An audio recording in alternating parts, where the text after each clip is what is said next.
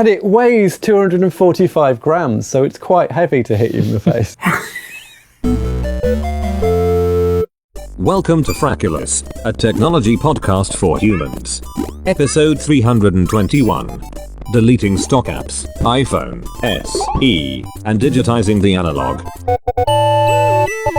Can we talk about the thing that's exciting me the most? What is exciting you the most, Geoff? That I will be able to soon delete the bloody Stocks app off my phone. There was that story, wasn't there? Oh my god, finally, Apple, you've got the hint. Why has it taken them so long? It's looking like it's not deleting, it's just removing the icon. Is that okay? Can you deal with that, Geoff? No, I think in a world, we all know that I famously have a 16 gigabyte iPhone and not a 64 gig. That's true. It could benefit you to not have. Every kilobyte counts. I don't have a watch. Why should I have a watch app on there? Well, I can see why the watch app is there. To market the watch. But it's there ready to go when you buy the watch. It makes it a lot easier.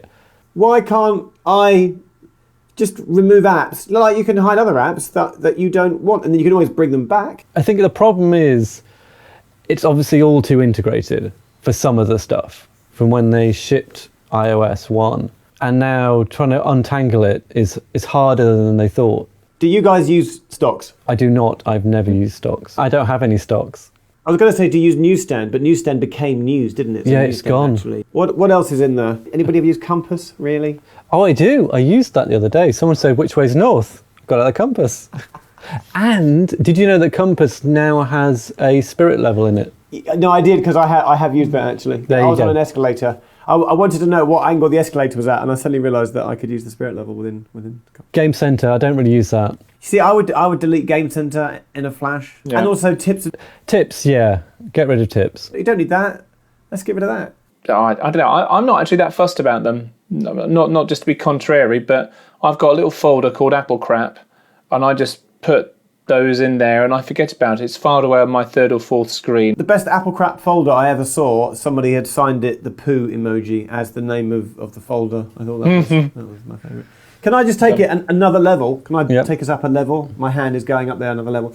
Surely, as time goes on and people download more stuff, the next thing that Apple will need to do, continuing this theme of removing stuff, obviously at the moment, I think with all music app purchases, you can hide certain purchases, right? So they're still in your cloud, they're still in your download history, but they're just hidden.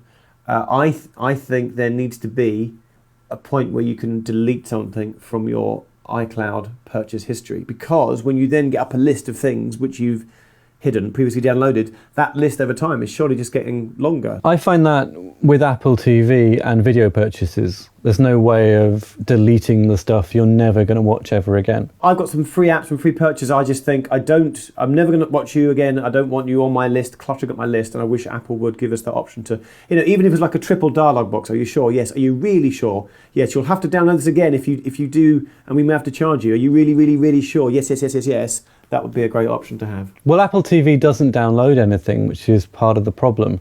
It just streams it straight down. So I can see why they leave it all up there, but it'd be nice to have the option to turn stuff off.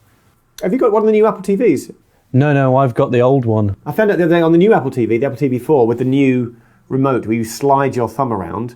Some people are finding this disconcerting to use, but you can still use the old infrared remote on the new Apple TV if you get an old infrared remote. And you can now use the remote app on the phone, which is good, because when it launched, that didn't work. Yeah, it was ridiculous. And on your watch as well.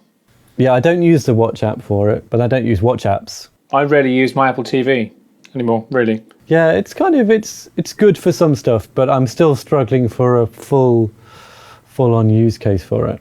It's not a one-stop shop. It fits alongside a number of other things. But the Apple TV is a kind of all-in-one media hub for me. It isn't.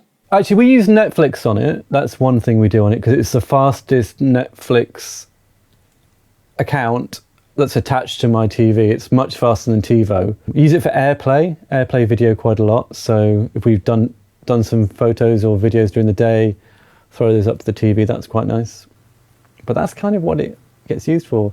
And occasionally, if there's a film they want to watch all the time, like Frozen, that'll be on there. You see, for us, it's our Roku stick instead now, which I've had for a couple of years, didn't really use very much. And then because of where we have the television now, we don't actually have an aerial. We don't have an RF connection from the roof to our television. So everything is over IP. Everything's over IP. How many frustrations does that cause you, David? Well, actually, relatively few now, mainly thanks to this Roku stick, because we've got iPlayer, 5, ITV Hub, Netflix, although we don't use Netflix, and Amazon Prime. And they're really our sources of content.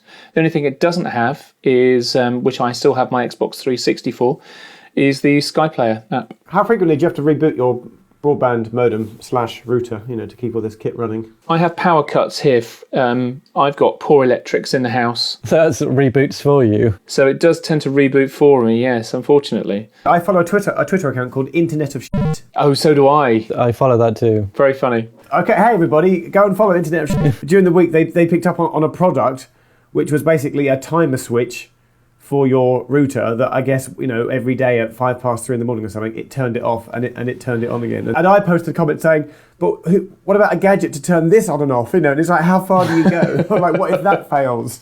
I mean, I did think of just getting a normal timer switch and having it click off on one segment in the middle of the night. Right, exactly. And surely that's all you need. I went the other way, and I've got a backup internet connection and a router that load balances between the two. So I don't have to get up if the internet goes down. Of course you have, Will. It works well. I've got a next door neighbour who's got a public Wi-Fi hotspot hanging off the back thanks to their ISP. So when things fall down here, I just log onto their network there. That's your backup. Shall we move on to Apple stuff? Apple news. Apple news. So, Will, you, up until the point at which you got your iPhone 6S, you were quite happy with your 5S, weren't you? I was. I liked my 5S. It was full. It was just the right size for you, though, wasn't it? I liked the size. I didn't like the size of the 6. Whenever I saw it, I felt it was too big. That led me to think maybe I should get a 6 Plus. Because if you're going to go big, you might as well go even bigger. That's what I did. And it was the battery life of the 6 Plus that I was most interested in. Because the battery life of my 5S was getting pretty bad. And it was full. So I'd filled the 64 gig, but there is about 30 gig of photos on there, which I haven't managed to put into some archive system. So at the moment they get backed up every night to iCloud, which means that they're on the phone and they're on iCloud. If I take them off the phone, they disappear from the iCloud backup. And I should look into using Apple Photos and finding out how that works, but it was easier to buy a bigger capacity phone. Coming back to the screen size, now that Apple has announced the iPhone SE, which looks to all intents and purposes like an iPhone, 5 or 5S, but with all the gubbins and performance of the iPhone 6S, do you wish you'd waited? I don't wish I'd waited, because I would hit the end of life of my 5S. Initially, I thought with the rumours that it wouldn't have the specs it did. So I was a little bit annoyed that it did have all the latest specs, apart from the Touch ID sensor, which I think is slower. But I went into the Apple Store today to have a look at it. The first thing that struck me was how light it was. Yes, it is. It's too small, though. It's too small. Yeah. Now I've had the 6S, I'd find it very hard to go back. Have you got tiny hands, Will? My hands are quite big. Is it to do with hand size, Steady? It's more, I like to use my phone one-handed. That sounds a bit dodgy. I think I'm a two-handed person. Yeah. Yeah, no, I'm very much one-handed. And my biggest complaint about the 6S is how slippery it is. So without a case... It is slippery without a case, yes. So one-handed use without a case on a tile floor is always problematic. Okay, Will, if you buy an SE then, can I have your ridiculous add-on battery pack case thing? But that's the thing. Now I've got the case on my 6S. I mean, it's heavy. It is heavy. It comes in about... Actually, I worked this out earlier. I'll run the numbers by you. You do the math. The 6S and the case is 143 grams plus 102, which is 245 grams. Now, a 6S Plus is 192 grams, so it's even heavier than a 6S Plus. And a 5SE is 113 grams. So it's less than half the weight of the 6S with the smart battery case. Do you want to know a ridiculous but great tip that you mentioned the touch sensor there, because you said it was slower. So I read about a really great tip this week. So you can do multiple fingerprints. The idea is being you can assign any finger. Well, someone said what they've done is that they've added their thumb like 4 different times, and they think it's quicker because it's scanning for different positions of your thumb. Huh? I actually find the sensor on the 6S is too fast. So you can't see anything on the notification screen. You have to get used to using the side button to activate your phone. Yes. Or you have to use your nail on your thumbnail down on the button. Otherwise, you're straight into the phone without seeing anything. I'm with you there, brother. And I'm never sure if everything I see in Notification Center is exactly what was on my lock screen. Sometimes it feels like there are things missing. There may not be, but that's what it feels like. I've had that feeling, yes. You could have sworn there was something else there. Surely you get it on your watch as well. I do get it on my watch, unless my watch is in Do Not Disturb. What does the SE in iPhone SE stand for? I think they said Special Edition. But it's a move away from numbers, which I guess they're going to have to do eventually with all of the iPhones. Because they've kind of done it with the iPad, and the MacBooks have no numbers. No, but they haven't for an awfully long time, though. Oh, don't get me started on the iPad. Don't get me started. I think mobile is different. There is the push to sell a new phone every year, and an incremented number does help with that. Yes, and I don't think that's the case with a MacBook or with an iPad in the same way. The other thing is the iPad Pro 9.7 inch, which came out as well. I have massive issues with this. Can I just? You go first, Geoff. If you've got massive issues. Oh my God! So it breaks my illogical mind. It hurts my head so much when people just with names and conventions and standards, and it's wrong. It's wrong. You had your iPad, right? An iPad. The word iPad was associated with a 9.7 inch screen device. Okay, even if the original iPad and iPad 2 were slightly different, it was a tablet of almost exactly the same size. When they brought out the smaller version and they called it the Mini, well, hey, you knew that the word Mini referred to a smaller version, to a smaller footprint. So when they brought out the Pro really meant large size version. So don't bloody well call a 9.7 inch iPad a Pro, because really what it is, it's the iPad Pro Mini, and I think it should have just been it should have been the iPad Air 3. It's not a Pro. Pro means the big one. Well, does it though? No, it doesn't. Because MacBook Pro doesn't mean the big one. No, but we're talking about tablets. I'm talking about Macs. Different kettle of fish. I can see why they've done it, but it is wrong. Apple support. That is wrong. I mean, it has support for the pencil, has support for the keyboard, which the Air does not. So just bring out the iPad Air 3 or 4, whatever number they're up to, and just say, hey, now with Apple Pencil support, etc. But then that's confusing, because surely only the Pro devices support the pencil and the keyboard. Well, then call it the iPad Pro Mini. Call it the iPad Pro Mini. We saw the same thing many years ago with the MacBook range, didn't we? Where they had the MacBook, that was their laptop, and then they went down the MacBook Air line, and they went down the MacBook Pro line. Eventually, the MacBook kind of disappeared, really.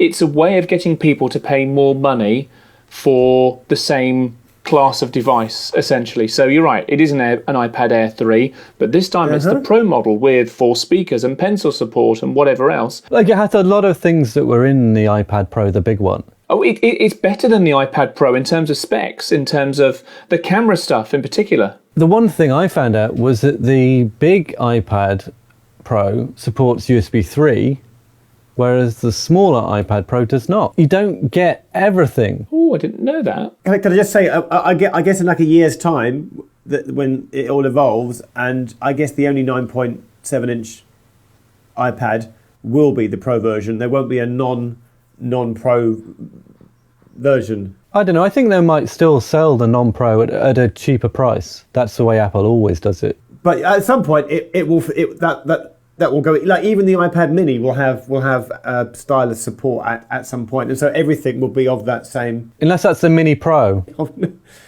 No, but then what's the medium-sized one called? That needs a name. It needs a name. The iPad Pro 7-inch or whatever the size of the Mini is. Oh. This is where the the iPad line is aping the MacBook line. So that Pro 13-inch, Pro 15-inch, Air 11-inch, Air 13-inch, it's the same thing. Yeah, I can. No, you're right. Yeah.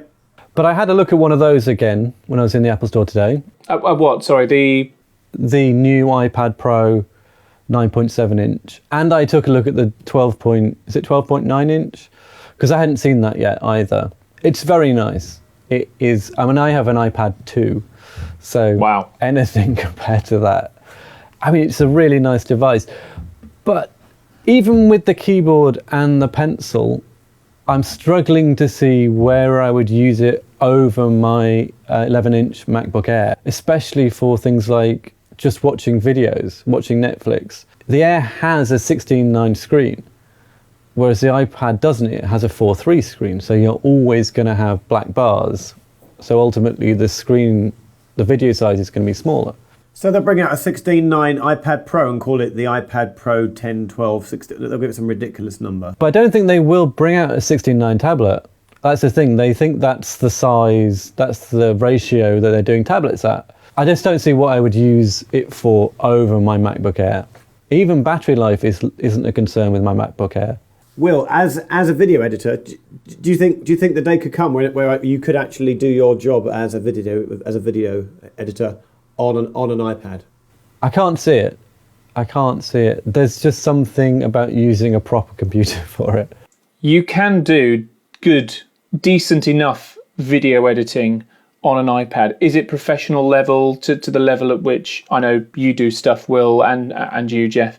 No, it isn't. But is it good enough for cutting some stuff? If you're a journalist filing a report or something, yeah, it's pretty good. Apps like Pinnacle Studio, hell, even Apple iMovie on mobile are very good, but they don't give you the power and flexibility that you have on a desktop. What if one day you had a tablet which had the processing, number crunching capability of rendering full HD video, and then the other thing you need is actually a mouse, and the mouse could, like, say, plug into the keyboard, which you now get for the iPad, and then you might have a setup which works. No. A mouse and a keyboard? Get away. I think there is no pointer support in iOS. And the other thing I found, actually, even with the keyboard on the iPad, so things like the Command tab works. You get a task switcher, that's quite nice.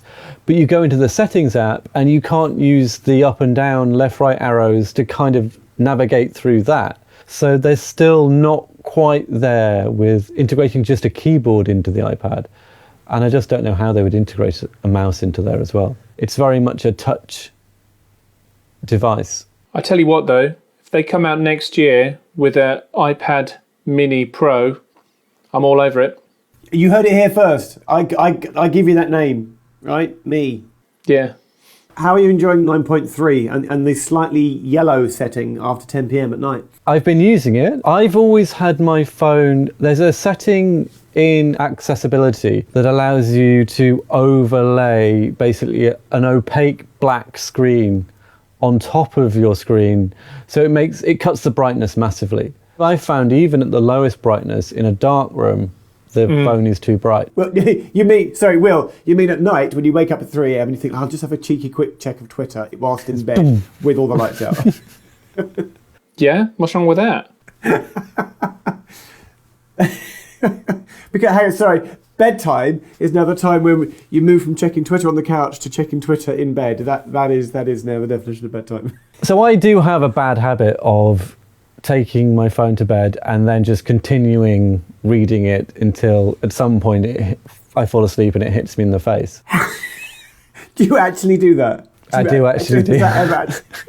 It really does. And it weighs 245 grams, so it's quite heavy to hit you in the face. But I thought night shift might be the solution, but I still need to overlay the opaque screen to cut the brightness again, and now I'm basically just trying to not use my phone in bed. Geoff, how are you finding night shift? I noticed it when I was on the tube the other night, and that's how I knew it had gone past 10 o'clock. It's quite a good way of telling when it's gone past 10 o'clock now without having to look at the clock. You're like, oh, my screen's just clock. Oh, it must be past 10 o'clock. I need to start thinking about going to bed. It's a good indication to say, hey, your day is coming to an end. Yeah. Oh, it's weird when you wake up before 7 and obviously the first thing you do when you wake up at 6 a.m. is check your phone, and it's like, oh, it's before 7, so it's telling you what time it is really. Have you put it on the really extreme setting, or have you got it kind of towards the middle? No, I've just gone for default. What's the really extreme setting? It goes really red. It goes red? It goes really red. Okay. But it affects the scrolling, so when you're scrolling through items on the screen, the red bits almost scroll at a different speed to the other bits. It's very weird. Dial it back.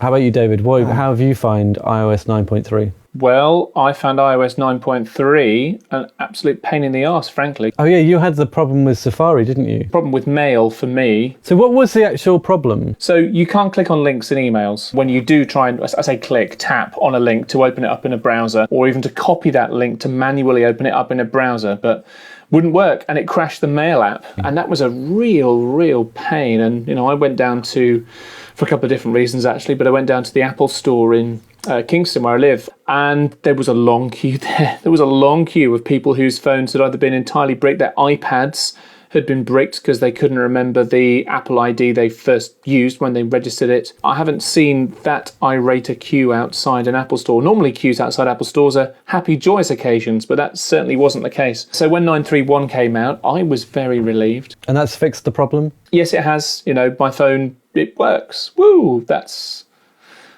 kind of good. I know this is off topic. I had a Genius Bar appointment the other day in which they solved a problem. Would you like to hear briefly? Yeah. I noticed on my phone I couldn't really hear out of the speaker, when pressed against my ear in loud, noisy environments. And I realised that I was getting a lot of the treble was coming through, but there wasn't any bass. And you are all about the bass, aren't you, Geoff? I am all about the bass. No treble. So I took it I made a Genius Bar appointment online to the Bromley Apple store. And the guy went, oh yeah, no problem, we get this all the time. And I was like, what? And he disappeared. He literally went out the back for 2 minutes and came back, and he went, here, try it now. And he rang me, and boom, it was as if all the volume had come back.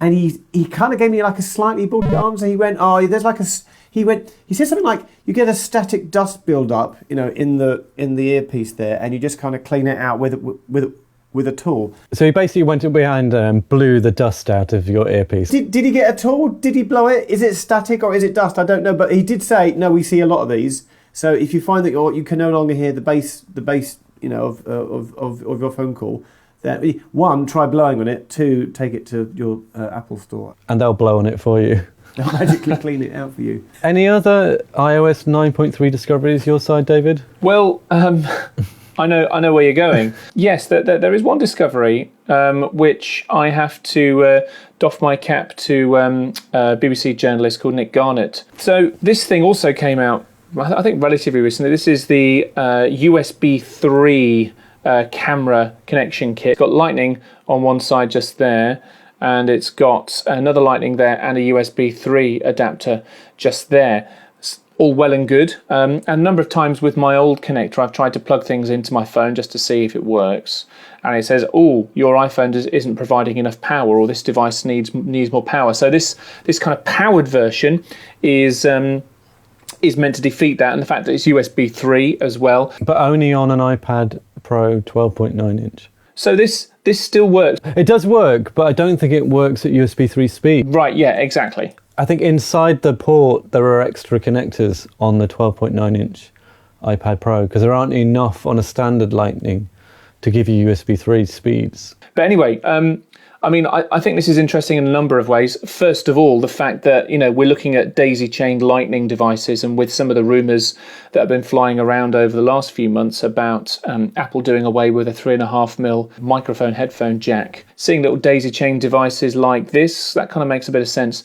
The interesting thing is, and where I'm going with this, is that all of a sudden you can start adding on other devices like this to your phone. This is a USB 3 hub plus an RJ45 Ethernet adapter as well. You can plug your iPhone or your iPad into the Ethernet, into hardwired cabled network connection now, which is kind of really useful for a number of use cases, I think, to be fair. Particularly people who are doing live video, live audio stuff. I do a lot of radio interview bits and bobs with a kind of virtualized DN line bit of software, but kind of reliant upon there being a decent Wi-Fi or decent cellular connection in order for the signal not to drop out, which when you're live on air can be a bit of a pain. Having it hardwired into a network is amazing. Is this Apple approved, or is it completely hooky? Apple enabled this with iOS 9.3.1 that I noticed, but didn't make a big deal of it. I tried it Friday night on my iPad Mini 2, which was still on iOS 9.2,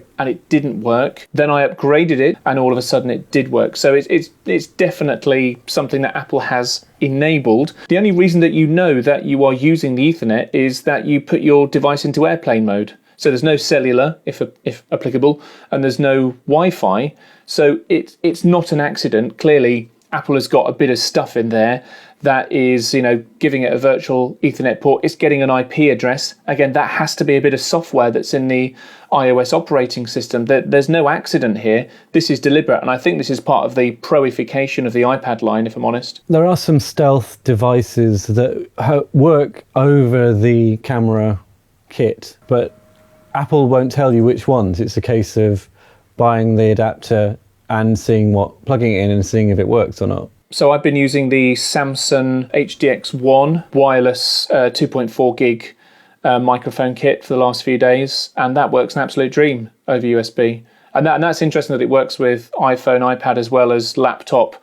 Probably some other camera bits and bobs as well. I think, for less than £100, absolute stonking bit of kit, and the sound quality is very good. I hadn't had any dropouts either, although I know some other people who have. Very useful. I guess this is also part of making an iPad more like a laptop, because there is no USB port on an iPad, and there probably never ever will be. There is with one of these. But there is with that, but then it's all a bit clunky. It's a bit like the new MacBook, which only has the one USB-C port. Will, don't you dare say that's like, I don't like that. Because when that came out, I was totally dismissive. And you're like, no, Geoff, no, it's the future. I'm totally down with it. So don't you dare say now that you're not down with it. Well, at the moment, I'm not down with it because it doesn't support Thunderbolt. And in the future, Thunderbolt will run over that USB-C connection. I'm not sure about the single port, unless you've got... That is completely the opposite to what you said when it came out. I can verbatim remember you telling me how you were right and I was wrong. It depends what you're using it for. I wouldn't want it on a video editing machine. I would maybe want it on a general machine that's just used for Netflix and email. No, to defend Will there, this was a conversation we had when the MacBook came out. Is it a beautiful little bit of kit, minimalist, all the rest of it? Yeah, definitely. Is it a heavy lifting video editing or whatever, content creation powerhouse that you want to plug drives into? Absolutely not. So should we move on to Geoff and digital tapes, or analog tapes, in fact? Digitizing analog tape. As if by magic, I happen to have one right here in my hand. Look at that. Do you have a pen to go with it? This is a TDK limited edition. It comes in like a clamshell style case, and they cost £1 more. I had a white one and a black one. They came in as a white shell and a black one. I don't know what I did with the white one. For those of you that haven't seen my video, which I think is you, Will, would you like to know my story? I've seen it. I want to explore the backstory. Oh, you watched my video? I did. Thank you very much. Yeah. Gosh. I watched it. I commented, Geoff. I I saw your comment, David. I didn't reply because I thought, no, I'm not going down that road. What do you want to know about the backstory, Will? What was your inspiration? Where were these tapes that then led you? So the inspiration came from my other half's father, who, when we moved house last year, said something along the lines of, "What the bloody hell have you got in all these boxes then?" As he was like lifting them up the stairs as he helped us move. And you thought, good point. And I thought, yeah. And I found a lot of old 3.5-inch floppy disks, a lot of old mini disks, some NAB carts. If you know what a NAB cart is, go type that into Google, people. And many 90-minute, almost exclusively TDK. I think I was a brand snob, cassette tapes. And I thought, I cannot just throw these away.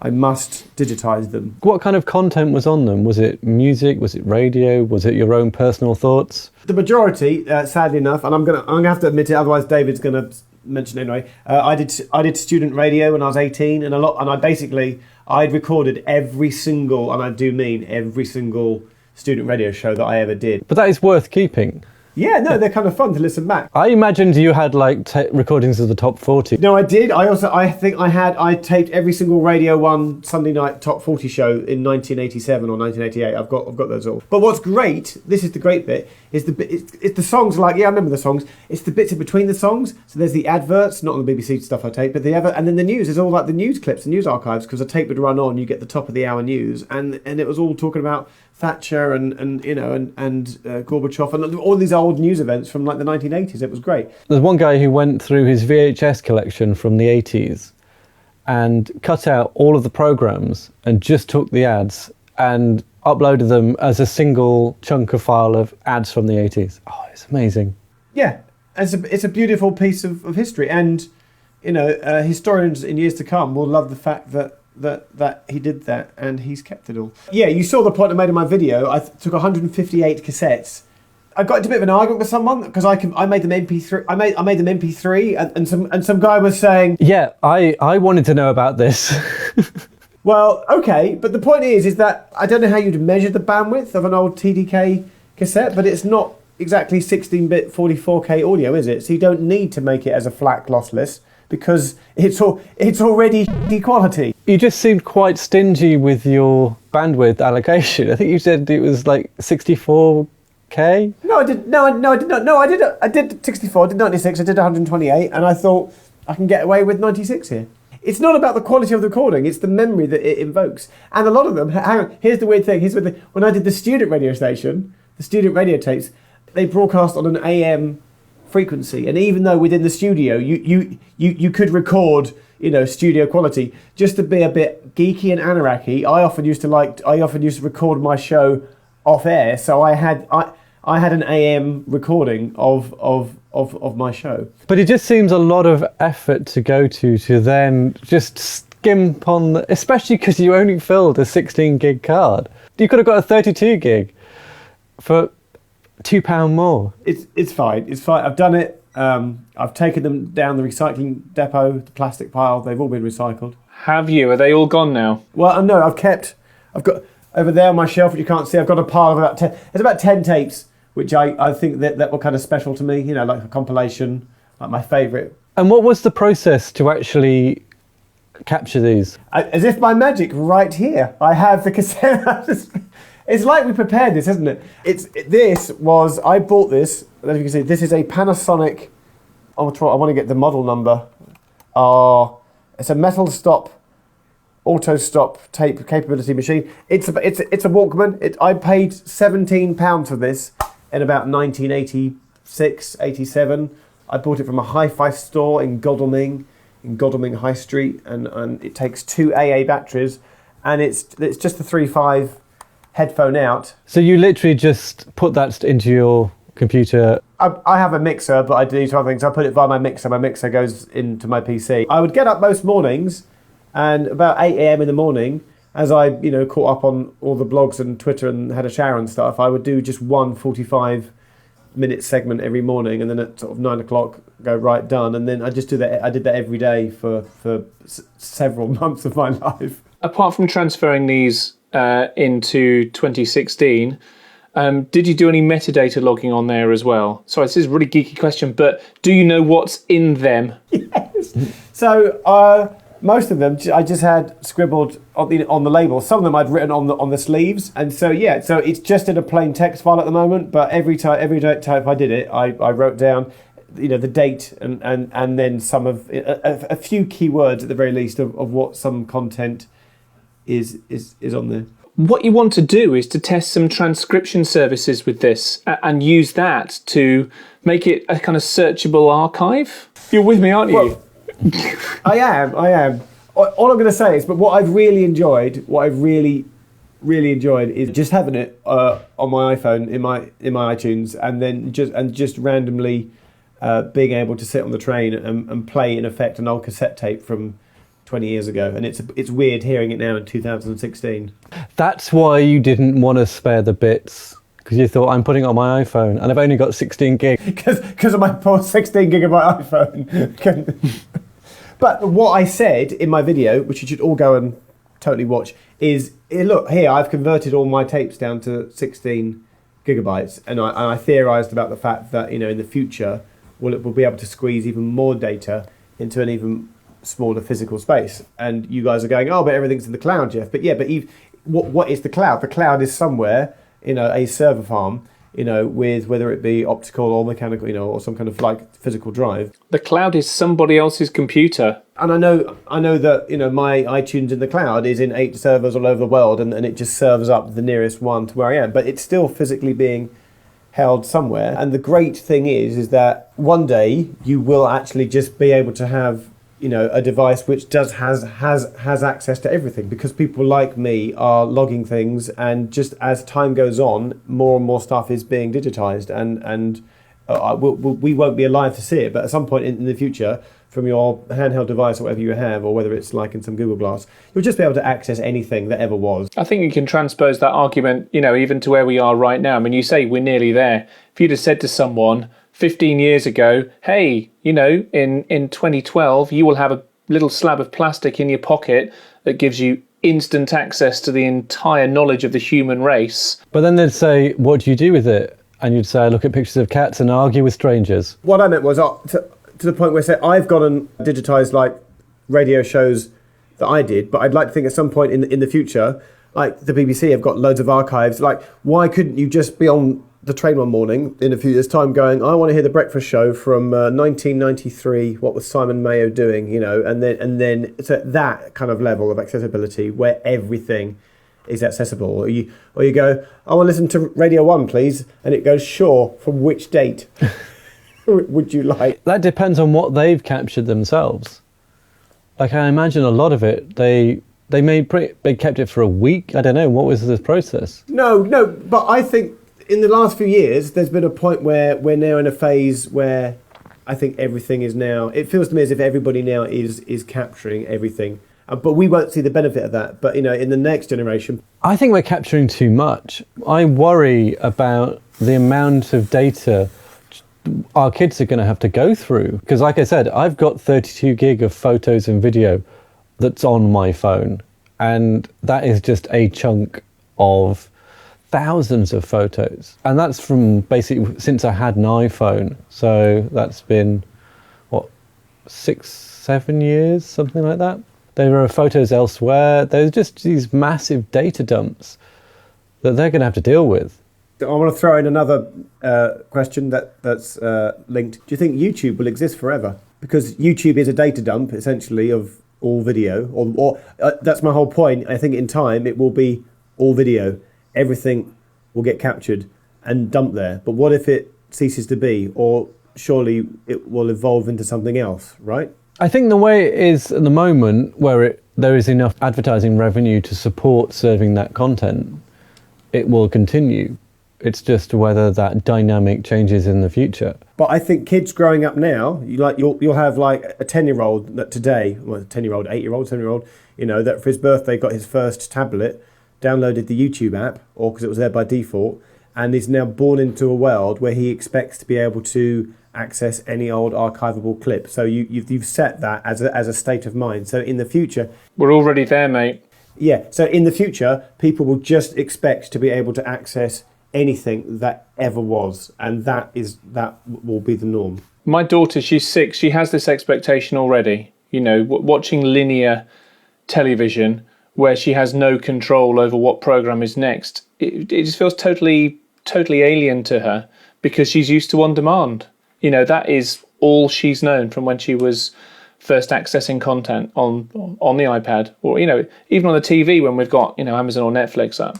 So I dare to suggest then that YouTube will evolve into a service that is one that is, yes, here is your portal that lets you access everything. Because at the moment it's just I'm getting out. I'm thinking of it myself. At the moment it's a service whereby people create content and you have channels and it's paid for by advertising. But would that not evolve into a service where it's expected that people should just be able to, maybe even for free, access anything they want? My problem with all of these things is that they work now, and it's a bit like the tapes, it's like VHS, and you get used to them, But then you skip on 5 years and they might not be there. Well, there's a BBC show called Attachments, which I've always wanted to watch again, but they've never released it on DVD. But you can buy it on eBay on VHS. For a series about the early days of the web, bizarrely, is not available on iPlayer, it's not available on the BBC Store, and currently is only available on VHS on eBay. And so I was looking into buying it on eBay, and then I thought, hang on, I've not got a VHS player. So I'd then have to go and buy a VHS player, and I thought there must be like a clever one with like USB, you just plug it.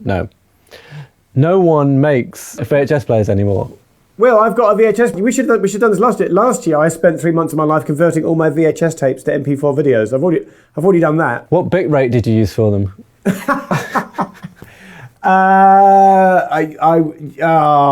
If you really want to know, I could look it up, but let's save that for next time. But that's my point, is that you can get used to being in a certain time and everything being accessible, and you literally spin on 5 years and you can no longer access stuff that you just took for granted. Well, the JPEG photo format has been around, I want to say, since 1990 now, so 26 years, and JPEGs are still all readable, right? But if it's stored on those big black cards with silver contacts on, I think it was called Smart Media, can you find a reader for that now? On eBay I can, yeah.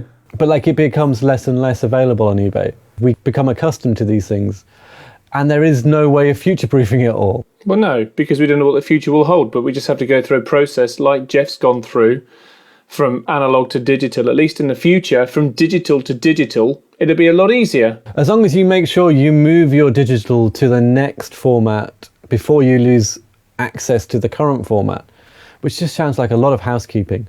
The best comment I had on my YouTube video, at the end I lamented the fact that I no longer had my mini disc player, so how could I convert all my mini discs? I've got a mini disc. Have you? Can I borrow it, please? We've got a mini disc, just not a VHS player. So I'll swap you my VHS player for your mini disc player. Anyway, somebody went, oh, you should try one of these. These work, and it wasn't April 1st. I don't think they're being funny. And he suggested that what you did, do you remember you could get old, in the days of CD, oh my God, in the days of CD, you could get small CDs, and there was a plastic ring, so a 3-inch CD would fit in a 5-inch CD holder. And they said, if you take the mini disc out of its case and put it in one of these things, it'll read it. I think it was based on CD technology, but it used compression. But I don't know whether the drive would actually recognise it. That's the thing. I want to say it was called A-Track, A-T-R-A-C. A-Track. It was A-Track, A-T-R-A-C. I like minidisc. I really like minidisc as a format. I don't know why it failed. Things move on. At least it was better than the digital cassette, DCC. There's a whole channel on YouTube. I think it's called Tech Guy. And he's got all the old gear. It's so much fun to watch. Watch that channel. What's it called again? I can't remember. Techno Man or something. It's good. I'll dig it out and find out. For next time.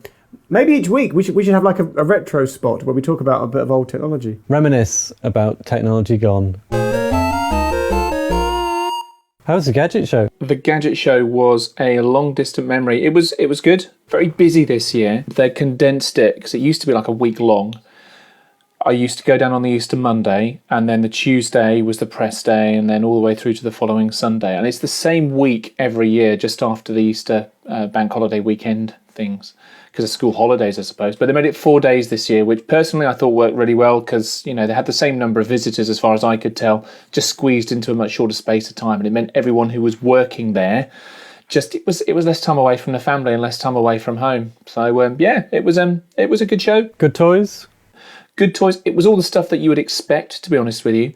Virtual reality was very big there. HTC and Nvidia had a big thing for the HTC Vive Pre. Big gaming stage, lots of drones, lots and lots of drones, all with 4K cameras attached to them and follow me type drones. I wouldn't say there was anything innovative there in terms of consumer tech.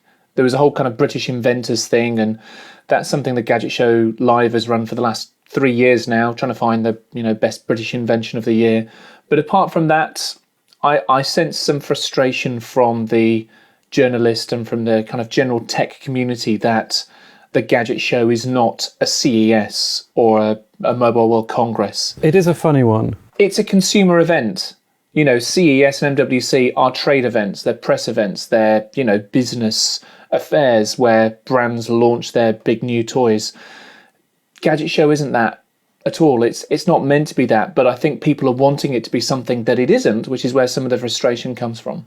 But good show? It was a good show. I had a good time. I mean, I've worked there for the last 5 years or so, really. Did you have a stage this year? Yes. So there are a number of stages dotted around. There's the arcade stage, there's the innovation theatre, there's the super theatre, which is where all of the big guys do their thing. Jason and John and Otis and Amy. I run something called the Connect Theatre. It used to be called the Hub Theatre when Aled and Lucy Hedges did that a few years ago. They rebranded a couple of years ago. So there's myself and a guy called John Mason, largely on there. And we were just getting tech and getting it working on stage. I rode around on some fun things. We kind of flew some fun things. Top 10 tech of 2016. The normal sort of stuff, really. We had some phones and we had some gadgets and it was packed. It's a 300-seater little theatre. Quite a big theatre, actually. Blooming hard work. I lost my voice come the end of it. End of Frackulous. If your puny human minds can handle more, then follow on Twitter. @FRACKULOUS or individually. David McClelland. DAVIDMCCLELLAND. Geoff Tech. GEOFFTECH. @Will Head. WILLHEAD. Email your brains to hello@frackulous.com. Hello Tosh, got a Toshiba? But Geoff, talk to me about losing your voice, because when I last heard from you on Friday night, you were pretty hoarse yourself, and there's a big story behind that, isn't there? I led 21 people around the Tube network for the third year in a row, annual event, to get to all the stations. And so I was like the maestro for the day, saying to people, change here, up these escalators. And so for 19 hours we were at it. And at about 2 p.m. in the afternoon, it started to croak. And by 7 p.m. it was like, and I could hardly talk at all. And then I didn't say much for about an hour. And then you must have seen a very croaky periscope I did on an overground train. I missed all of your periscopes that day. Every time I tried to join one, you'd finish. No way, I did about 4 or 5. My voice is only, I'd say it's about 90% now. Can you hear? It's a little bit of a husk to it, but it's come back. I also missed you by minutes in Walthamstow. When I got to Walthamstow, we were in the bus station. I'm thinking, do I just text Will and go, I'm in the bus station? But then we got a bus within 5 minutes. I just left the shopping centre by the bus station. I only found out when I got back. So yeah, that was all good. So I did my annual jaunt around the Tube. David, I think you should come next year. Do you know what? If I had have known that you were doing it, and I've only been dipping in and out of social media out of necessity really this last week or so, it completely evaded me that you'd done it. I would have loved to have done it. I think we need to put your name down for next year. So this is charity. Oh, totally charity, yeah. I don't want to go into specifics, but, because some people obviously raise more than others. But the rule is you can't come unless you get yourself up a Just Giving account. And between, 26 of us, we got just over £17,000, which I think is about £500 per person. That's incredible. So I was like, well, and everyone picks their own charity, but, we got 8 grand the first year, 10 grand last year, 17 grand this year. That's amazing. How do you know your way around the Tube network, Geoff? I've done it before. It's not my first time. Why did you spend so much time on the Tube network? What would qualify you for an event to walk around the Tube, is what I'm getting at. Is there something specific you're asking here, Will, that I'm not getting? Did you hold a world record at any point that was related to the Tube? Twice I've had that record to do it in the fastest time possible. What does that entail, Geoff? Visiting all the stations. You don't have to get out at every one, but just you pass through them on a train, and you do it as quick as you can in one day. I was in the 2014 Guinness Book of Records. Yes, I was. Wow. So tell me what the world record is at the moment. Now it's ridiculous. So when I held it, it was 16 hours, 20 minutes. Then somebody shaved 6 minutes off it, got it down to 16:14.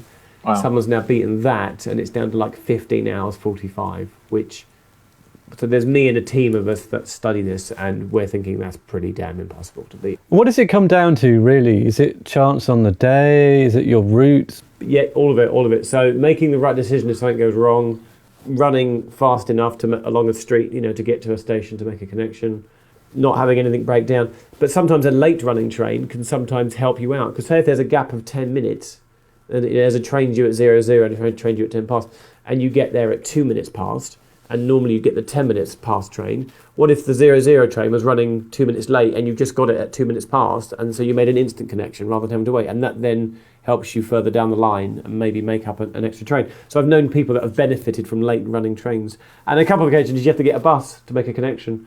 And if you wait 5 minutes for a bus, that slows you down. If you run outside the station and a bus is just, instantaneously there, then that really helps you. And how does it compare to walking it? What was the time for walking it? So the world record, if you do it as fast as possible, you're looking at around 16 hours.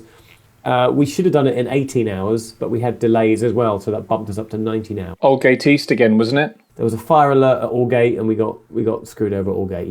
Yeah. So, but it adds 2 hours to your day. Well, I say walking. We did jog a little in some places, but at a brisk walk, it adds 2 hours overall to your total time. But you genuinely made all, was it 270 at the moment? All 260 stations, which, yes. So we started at 5:45, finished at around midnight something. It was a long day. And did you do the competition route, the world record route? No, we don't give that away. So no, that's a secret. Yeah, that's on a spreadsheet on my computer over there in the background, which you can't see. Well, listen, Geoff, cracking work, though. I have to say, again, Thanks. it's legendary stuff, and the fact you're able to turn this into an enterprise that other people can get involved with. I say an enterprise, it's not as though you benefit from it, but something that many people can enjoy and raise a lot of good money for charity. It sort of is becoming an enterprise, but it started because people always go, can we come with you? And I'm like, well... You'll slow me down. I like doing it just with people I know and people you trust that you build up a friendship with. And then I'm thinking, well, let's take some people around for a bit of fun. And now I'm amazed at how many people actually want to do it for fun/charity. So it has kind of grown into like a social enterprise thing. Well, we had a 62-year-old woman come along on Friday, and she's like a grandmother, and she was loving it, and she was in her running shoes, and she was quite fit, and she was really enjoying herself. Anyone can do it, even you guys. I'd love to. I would. You just don't invite me to these things, Geoff. Really? I can't imagine you two doing it. What are you saying, we can't do it? We should try and beat Geoff's time, David. Okay. See, no, okay, hang on. But this is the thing, right? When you initially tell someone about this, they look at you like you're absolutely that crazy. But what I have inadvertently done, I feel, through a presence on the internet and YouTube and stuff, is I've sort of made it more socially acceptable and, as I say, like an enterprise. And the fact that you two are now going, we could do that. I'm like, Jesus Christ, if I can win you two round, then I can win anybody round. I knew about this record before I met you, Geoff. But you would have never have considered doing it. Well, I kind of thought about it for 5 minutes. It's a great thing to look at a tube map and have it all ticked off and go, yeah, like, I've done that. People live in London their entire lives and they never go to Mill Hill East. I look at a map and I think, I can tell you what's at Mill Hill East. It's an Asda is what's at Mill Hill East. It's a giant supermarket. How many of you just sat on the Northern Line and thought, what if I just got this train to Mill Hill East and not to High Barnet? What would happen? I'd be late. That's what would happen. Yeah. I've sat on a tube and I've tried to memorise the entire length of the Jubilee line station by station, trying to remember the order of them. Stanmore, Kingsbury, Queensbury, Cannon Park. I trust you completely that you know that, but that's about as far as I've got.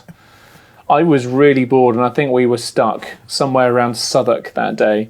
Yeah, I can do all lines apart from the district line because the eastern end up where your Dagenhams and Hornchurches are, that gets a bit tricky.